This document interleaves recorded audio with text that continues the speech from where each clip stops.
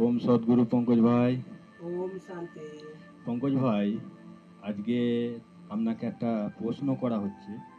এই প্রশ্ন সবাইকে উত্তরটা সঠিকভাবে জানানোর জন্যই এই প্রশ্নটা করা হচ্ছে। কি না, অনেকে বলছে, যারা নাস্তিক হয় তারা বলছে যে ভগবানকে আমরা মানি না বা জানি না, বা আপনি মানে ওরা বলতে চাইছে যে ভগবানটা কে, সেটা পাবলিকের পাবলিককে মানে বিভ্রান্তর মধ্যে ফেলে দিচ্ছে।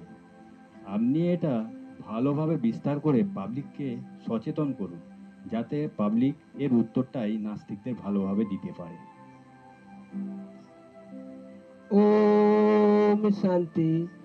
मेरा আমার ইউটিউব চ্যানেলে সবাইকে নমস্তে, প্রণাম। অ্যাকচুয়ালি ভগবানকে যদি তার পরিচয় দিতে হয় তাহলে এইভাবে ছোট একটা প্রোগ্রামে কখনোই সম্ভব হবে না।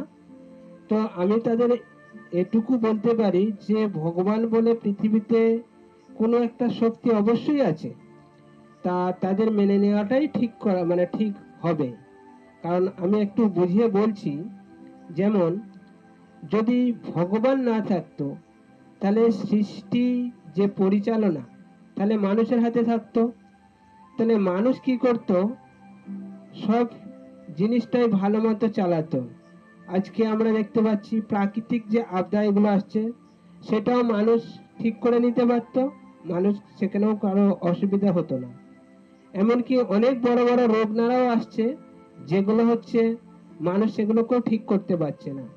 যদি সৃষ্টি মানুষের হাতেই থাকতো তাহলে মানুষ তো ভালোভাবেই চালাতো। তার মানে এখান থেকে এটা প্রমাণ হয় কোনো একটা অদৃশ্য শক্তি অবশ্যই আছে।